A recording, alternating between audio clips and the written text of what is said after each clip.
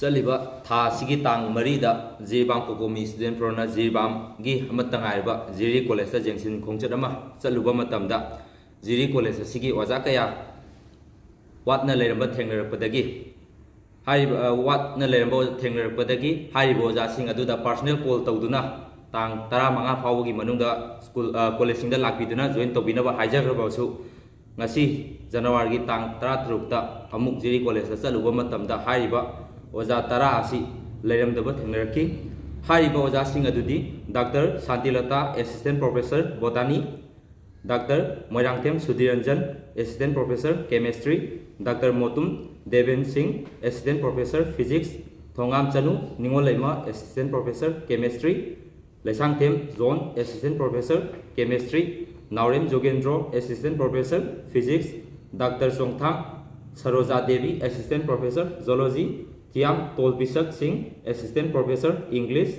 Paunam Premananda Singh assistant professor economic, Dr. K.S. Sudesh Kumar Singh assistant professor chemistry. Hariba oja sing asi director of education EU amadi mari leinaba authority singna akan mami yang jangbiduna sotharaba jiribam da matangairaba college asibu Phagat Hanbiu amadi Mathou Masak Khangdaba oja sing asibu khudakta action Loubiu haina kokomi student program gi magi digi tamjari